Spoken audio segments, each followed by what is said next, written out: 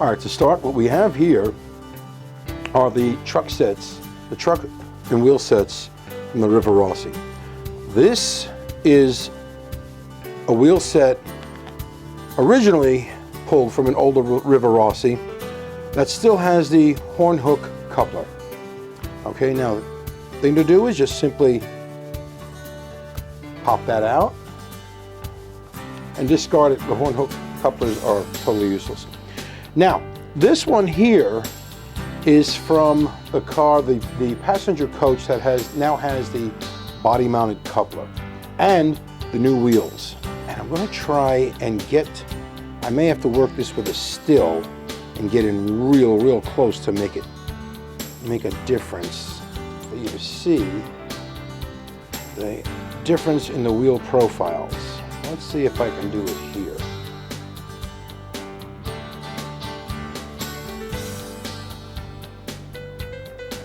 A light on the subject here. And let's see what we got. I think we're going to go with stills.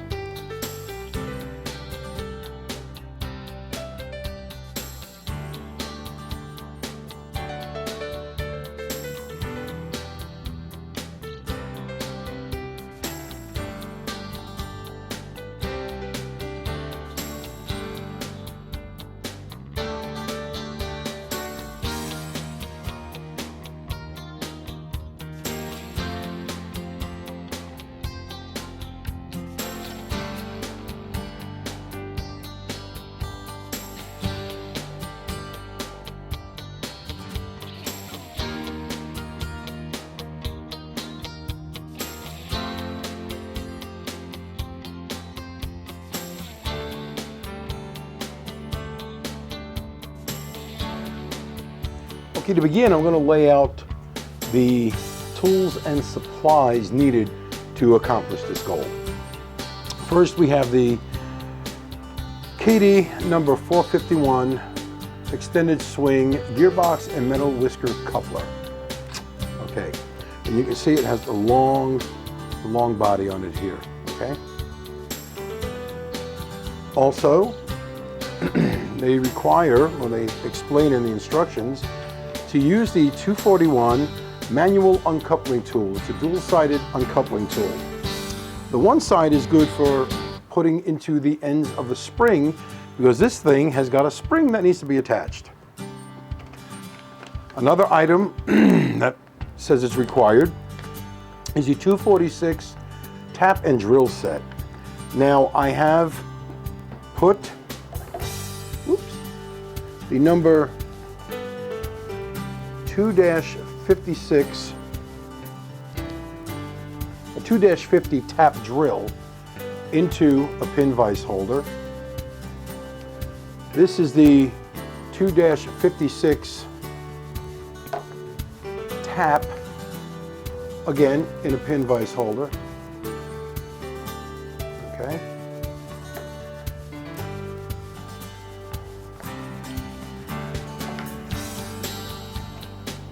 I have the Kadee self-holding the 1020 stainless steel coupler and special purpose tweezers. This really holds it down tight. Normally I would use I had been using for things like this in the past a hemostat. If you have hemostats, you can use them, but you want to be careful because a hemostat, if you over tighten it, will crush it. This will tighten down just enough to hold the parts in place while they're being secured with a little screw. All right, we have the Kadee greaser, which is required in setting up couplers in the pockets and whatnot. I have a small tweezers here. And this is just for helping to pick parts up because I got big fat fingers. We have a little tiny screwdriver, and this is used for attaching the smallest screws as shown in the instructions, and it's really always a real good deal to follow along with the instructions. This little screwdriver is good for the O-80 screw, which attaches the coupler cover to the coupler, the gearbox, okay, and holds the coupler inside. Now these are metal whisker couplers. They recommend, probably just as a safety precaution, be careful of the metal parts here, the little whiskers. They're sharp. We have a file, just a simple hobby file for filing parts smooth where they are removed from the sprue, and just making sure that they're all even. A sprue cutter, of course. We have a Phillips head screwdriver, and this is good for the 2-56, the 2-56 screw that holds the gearbox to the body of the car. I have a needle tool. This is good for scribing. You need to mark on the car body where the thing lines up. Okay, just a little scribe. I have this little punch awl. It's pretty sharp. This is good for starting the hole in the plastic. Okay, this is good for just marking where the drill bit will go. It helps keep things in line. The main thing on all of this is you need to keep everything properly centered. Okay, that's the main thing. And then for checking the coupler height, the Kadee Coupler height gauge. All right, and this does a nice job checking the coupler height. And you find that these things are pretty much on the mark. They may be just a hair higher, but I'm not going to worry about shimming it and putting it in position. As long as all the cars in the consist line up together, they're not going to be hurt if they're a little higher than the recommended height. My main thing is that they all go together, and that the glad hand is not hitting the bottom of the tracks. All right, so, and the glad hand, of course, is this little part right here. All right. You want to make sure that this is not below the level of the wheels, that this is above the level of the tracks. Otherwise, it could catch on the track and cause all kind of headaches. Now these are the trucks off of the cars. I removed the truck-mounted coupler trucks. Now, after all my work, these are going to be removed as well. Like I say, I'm starting with the older type that I removed the horn hook coupler from. I say these little things are garbage. I remember as a kid putting my trains together, and they always would uncouple, and it was such a pain. Okay, also, one last note, when these are reinstalled back on the car, this, which was the front with the coupler coming out, will become the back of the coupler, so that this piece right here, this detail right here, this brace for the coupler does not interfere with the gearbox on the new couplers going on. So with that, let us get started.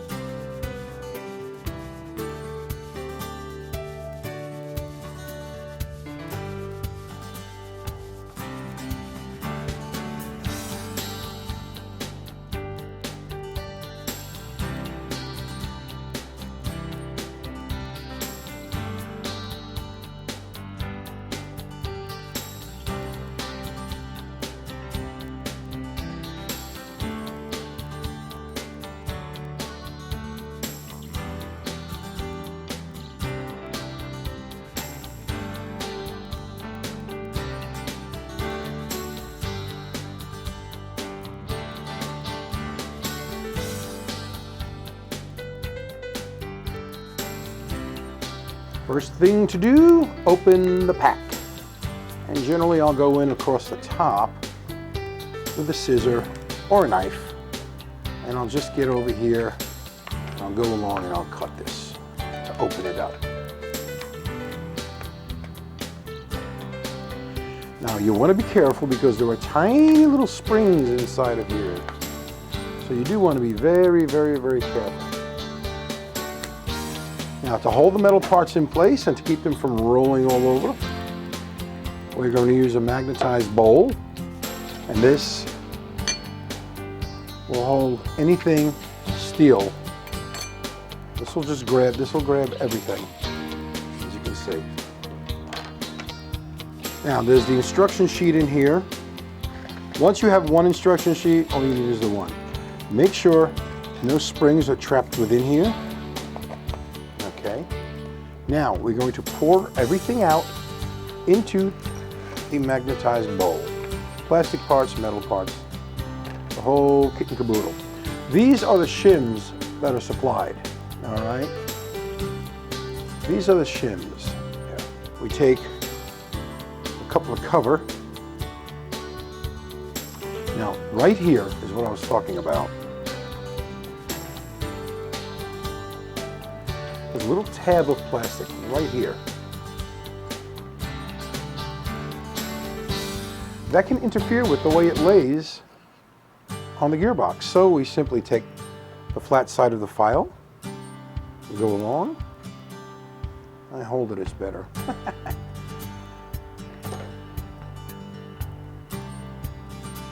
And I simply, a couple of swipes,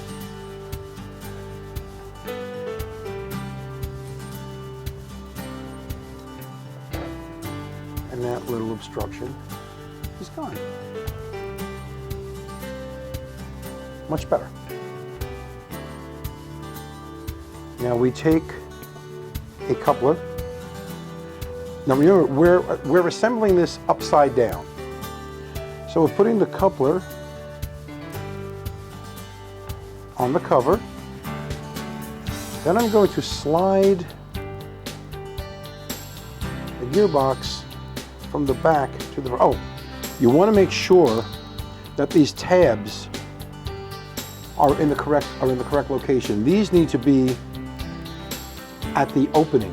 There's a little lip here, a little step for them to fit onto. So you want to make sure this is being lined up properly. In other words, don't assemble it this way. Without paying attention, that's what I did. You hold this in place, slide this in. The reason I slide it is because I want to capture the whiskers, make sure they're inside where they belong. Now, the next thing is to hold.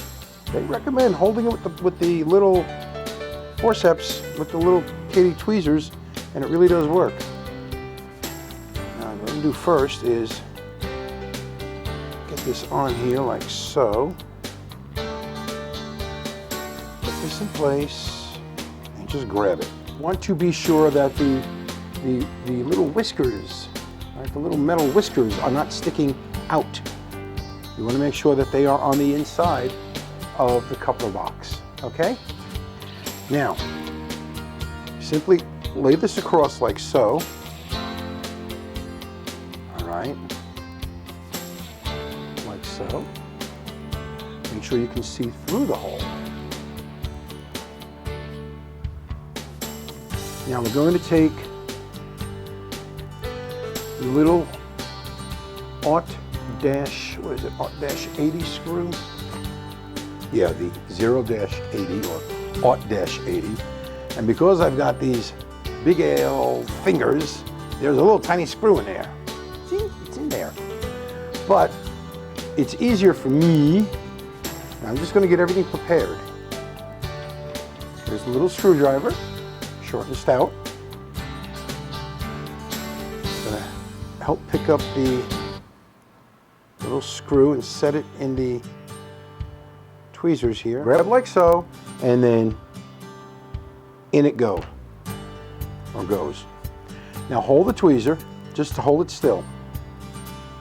With the tip of the screwdriver, work it, manipulate it so it's into the hole, then start to secure it in place. This is not helping. There we go. Okay, my fingers are going to block the view, but I'm going to turn a little screw and get it in place.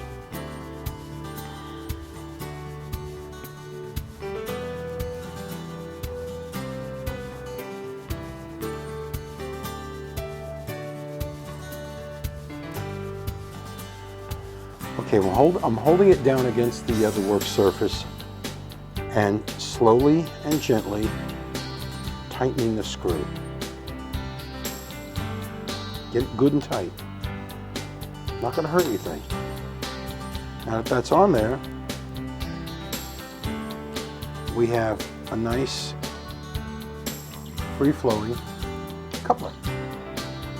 Make sure we can see the tip of the screw through the opposite side, right there.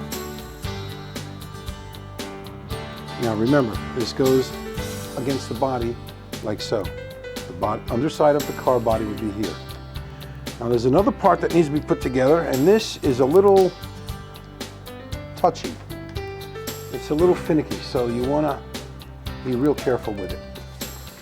The manual uncoupling tool has an end to it. This end here almost looks like a Phillips head screwdriver, almost, but it's missing the fill in the lip. So what we have here is what the instructions call the centering bushing, right here. That goes in place like so. There's a screw, there's a spring that needs to be inserted into place. Now you've got these little brass springs, and these are for the couplers themselves. But these little black springs here, and thankfully they give you more than just two. These little black springs go on the underside of the bushing. Now you have to hold the bushing in place. Now here's where it gets a little finicky, like I said. You have to make sure it's held in place. Turn it upside down while holding the bushing in place. Then you insert the screw. It has to be inserted in the cavity that's formed right here.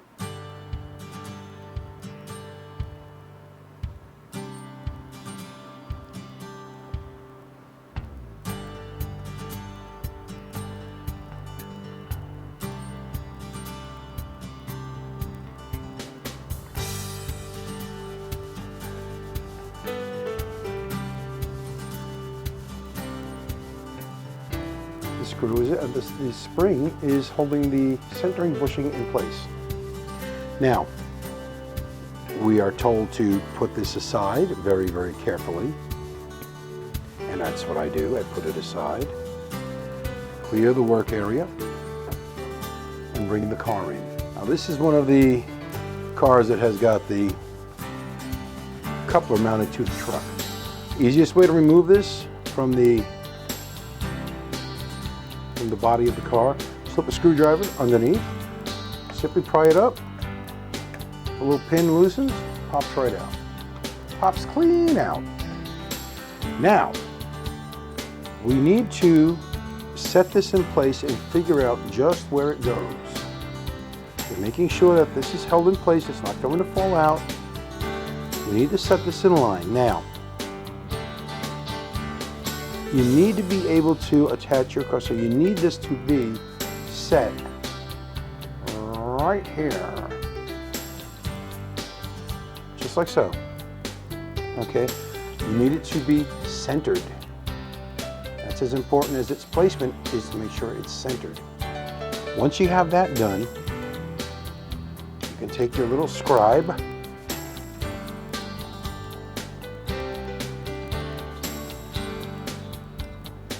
is a little pin tool, and a little scratch mark on the underside of the on the underside of the body at the rear of the coupler box. See that little scratch right there? The this way you have an idea of where you're going to set it back to. Mind you, that on here, okay, this right here is solid plastic, all right? If you put it back here,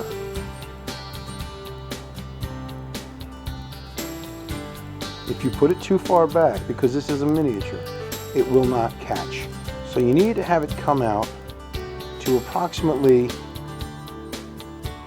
even with the end of the diaphragm. When you have that set on here, you have a good idea. Now that the mark has been made, I'm going to take the scratch awl and I'm going to mark a hole.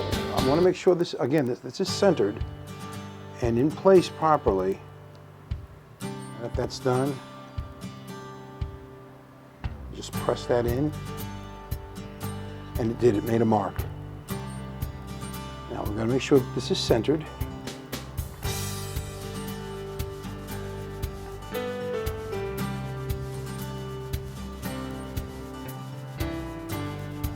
That's good.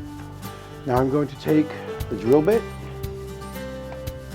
for this, and I'm going to hold it vertically and drill a hole into the body. You want to make sure that you come in absolutely vertical.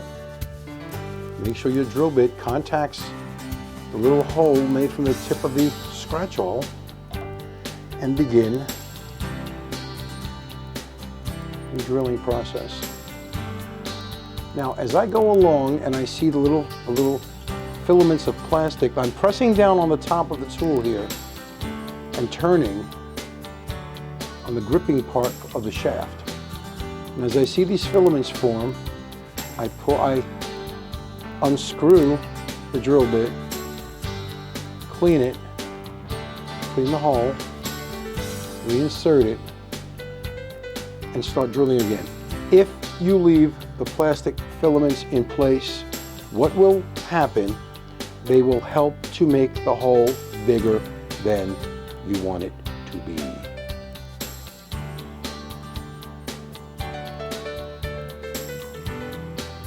And I believe we've gone all the way through. Now I bring in the tap. And we tap this hole now to give it threads, which will allow the screw to properly catch and be put in place. Same thing with the drill bit. I work this out in reverse.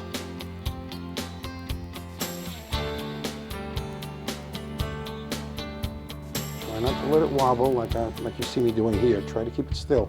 I'm sitting behind my camera at this point, so this is a little more difficult. I'm really hoping that this works out well from behind the camera. Okay, now I know my fingers are going to block the shot, but I've just simply rotated the tap in the opposite direction to bring it out. I'm now going to making sure the spring is still intact against the bushing. I'm going to place this where it needs to be. Now I'm going to take the larger of the screws, and that is the 2-56 screw. And that is a large black screw, as you can see here. Now, once I get it out of the bowl, you'll be able to see that. And of course, the coupler stuck to the magnet on the bottom of the magnetic bowl. Nice. I'm going to drop the screw in, like so.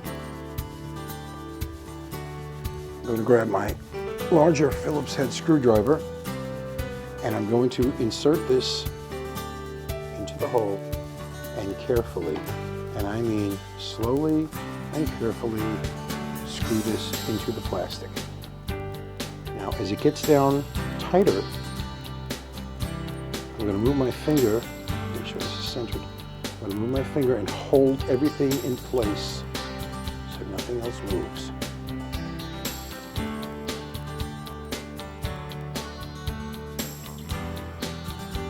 Make sure this is adjusted so that it's centered before tightening it. Now I go back.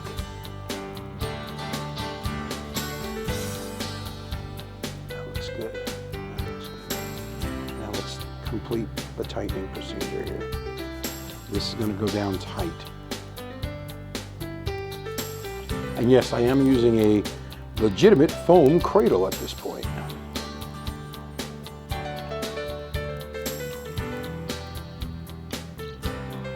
Now we're nice and tight here. And we check that this is not moving. Good. And make it even a little tighter. We don't want to strip the hole, mind you, but we do want this as tight as possible. There we go. Okay, now let me check, make sure she's centered.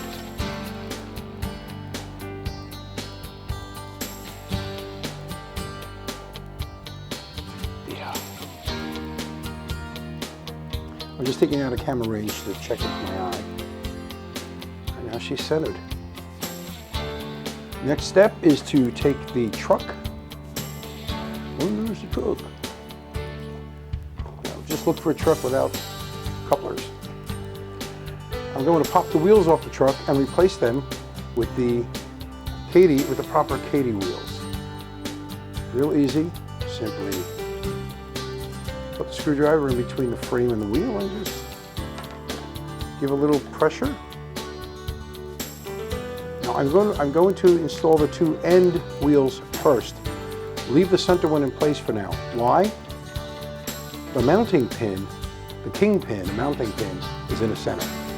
If you pop the wheels out and start moving this thing around, you're going to drop the pin. If you drop the pin, more likely it's going to roll on the floor. I have a wooden floor with lots of grooves in it, and it will get lost, guaranteed. Okay, I've got 3 Kadee wheel sets out. Simple matter, install them, push them in, push the little pointed ends into their sockets, and there's one. Freewheeling. Ain't got no brakes, we're freewheeling. Put one in the other end. Same thing. Press it down. Make sure the wheels are properly set in the socket. Now we take out the last wheel, which is the center wheel set. Pop that out. Put underneath and pop out. Pop out. Of course, the last one wants to act up a little bit. And without turning the truck over to spill the kingpin, the coupling pin, the kingpin out, center pin, whatever you want to call it. All right. Let's see what happens if you put your finger under the middle. Lift the pin. You don't want the pin lifted out. Just get this into the socket. Get the pointy end of the wheel into the socket. Now we've got, oops, let's get that in, there we go. Now we have a free rolling, crazy truck. Now let's bring the car back. Remember, this is the way it went. The truck was situated when it had the truck mounted coupler. We can't center it this, we can't place it this way because of this high area here. Now, if you want to, you can take a sanding bit or a file and completely file this down until it's flush with the top. Then you can trim this away, you can cut this away. But rather than go all through that rigmarole, and I've already run the cars, so I know it works this way, we simply turn the truck around and like so. Press, make sure it's in. Now the truck can spin, okay? Huh, no, it's not interfering, but still, I like to have it this way. That's one side of a body mounted coupler done. Thank you.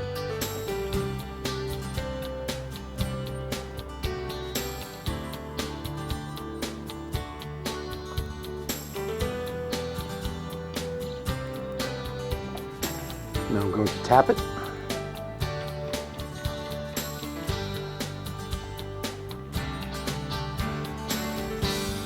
Tap.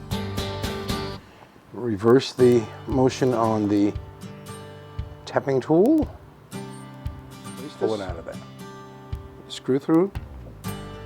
Take the screwdriver. Make sure, as Bill Murray would say, it's in the hole. There we go.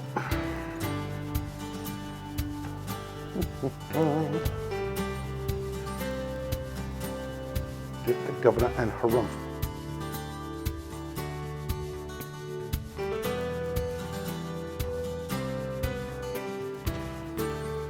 Well, as a little addendum to the body-mounted coupler video, there are a couple of things I need to correct before I commit this to gospel.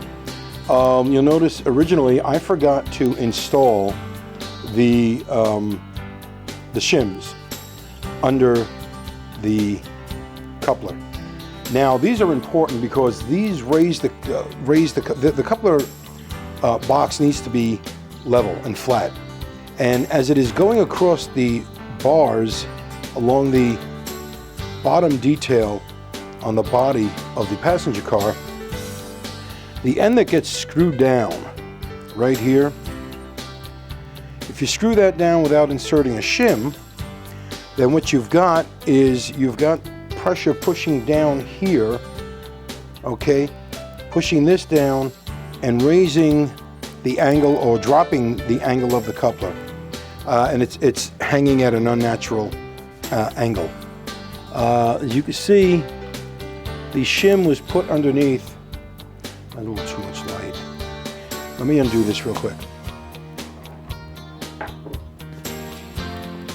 The shim was cut from the sprues.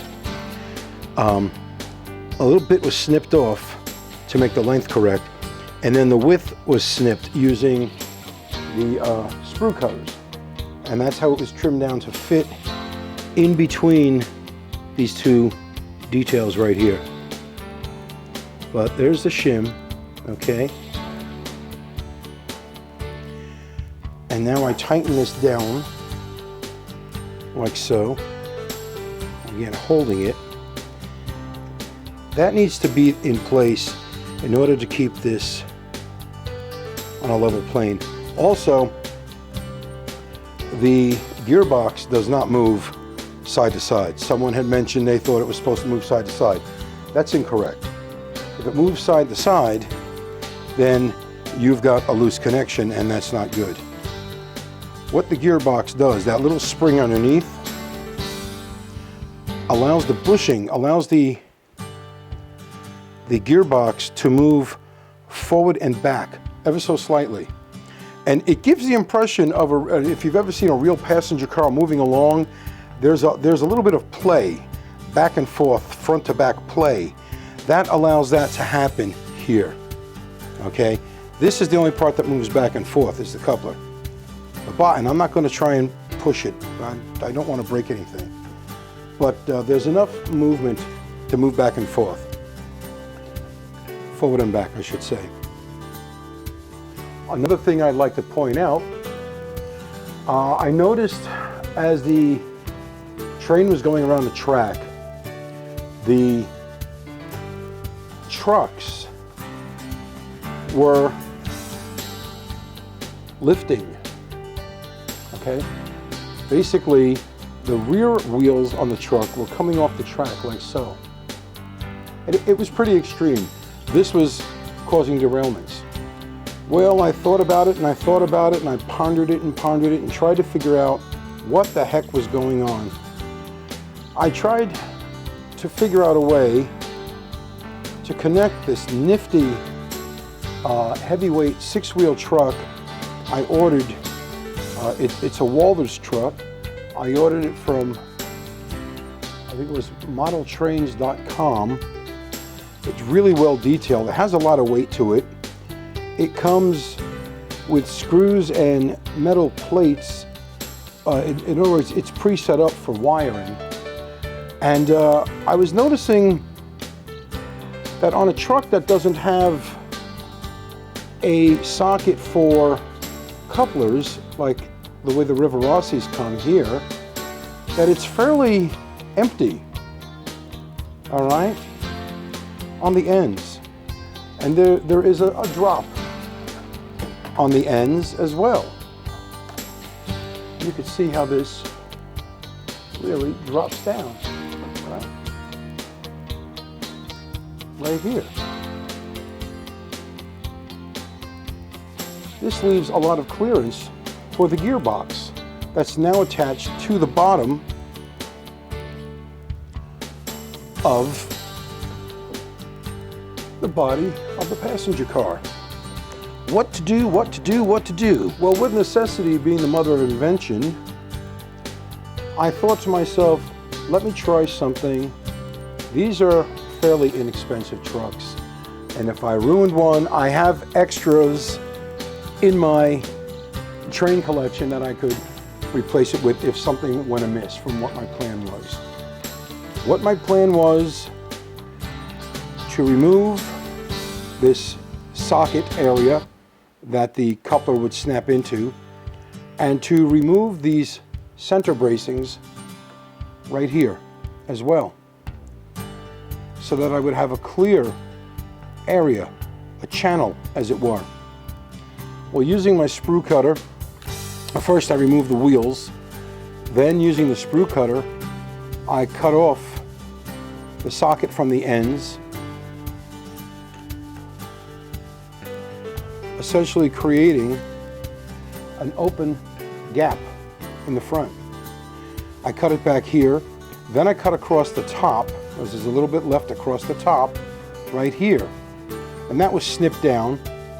Then using a modeling file, I went ahead and I filed, this file right here, I filed and reshaped this area. I also did that to the back, the rear, I should say, of the coupler. Now the couplers sit on the bottom of the passenger car body, facing the correct direction. In other words, the front of the couplers here are now, and again, the front of the couplers here. Okay, and I'll show you how it now fits on the body of the passenger car. Of course, here's the socket again. Now here's the bottom of the extended coupler box. I now place this into the pin, the king pin goes into the socket. Make sure it's pressed down firmly. Go underneath the tires, the wheel axles with a screwdriver, press down. Now, there's more than enough play at the front. In fact, it spins quite freely. So what I have now is well-fitted body-mounted coupler and well-fitted trucks and wheel sets. And really, all that matters is that these things fit properly and that all three sets of wheels, three pairs of wheels, all make contact with the rails on the track. They do not lift. They were actually, what was happening was, because this is extending down, it was putting pressure on here, and I was getting this. These rear wheels were lifting off the track. That is no longer the case. Sometimes you need to figure things out and experiment a little bit. I walked away from it for a while. I was totally disgusted, thinking, how is this ever going to work? Didn't think about it for a few hours. Came back in, looked at the photo of the real, in my book, of the real cast steel six-wheel truck.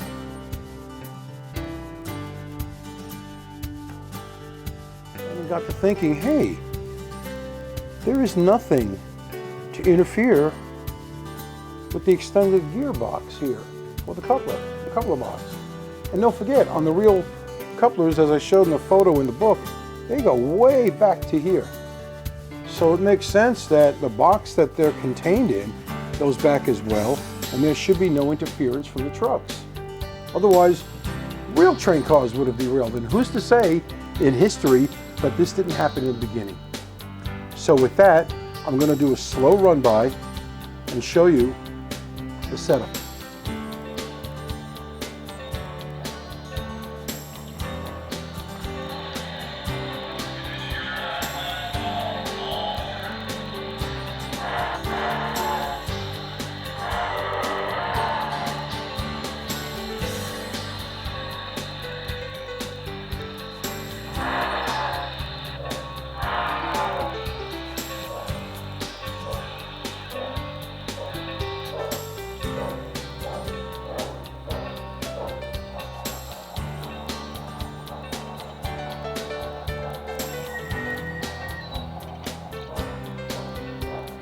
Nice and close.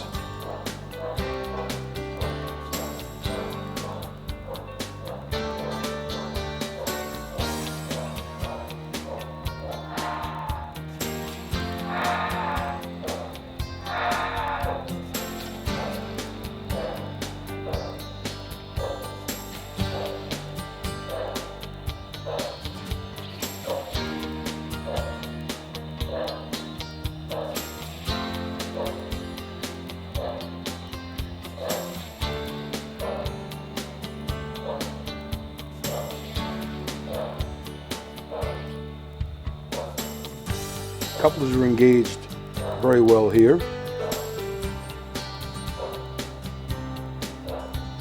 And as we come to the joining of the two passenger coaches, I'll stop it in front of the camera. You see all trucks are level, all wheels on the rails of the track. And right here, as you can see how close we are. Now, the spring allows a slight forward and back movement to the coupler box. Now, I've ridden on a passenger train, older style, New York Central, connected to a Milwaukee. They were fairly heavyweight cars. They're from the 30s and 40s, I believe. And I've stood in the vestibule here, and there is an even larger gap than this. Okay, there's a steel diamond plate that runs between the two cars, and I've stood on that with my camera, leaning out and around the car, holding on to the railing in the vestibule, and holding on and filming outside of the car. So I can tell you this motion here, like so, is accurate to a real passenger car. So we're going to have them go off again.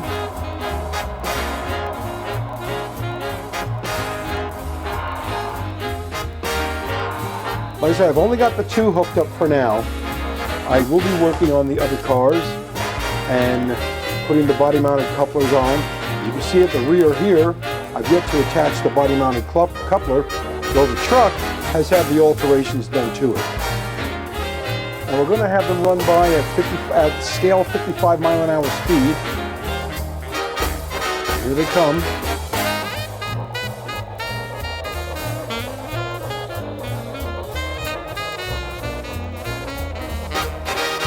There they go. All wheels on the track. I'm going to ramp it up to the top speed on the Digitrax D2402 throttle, which is high speed. Now she's highballing.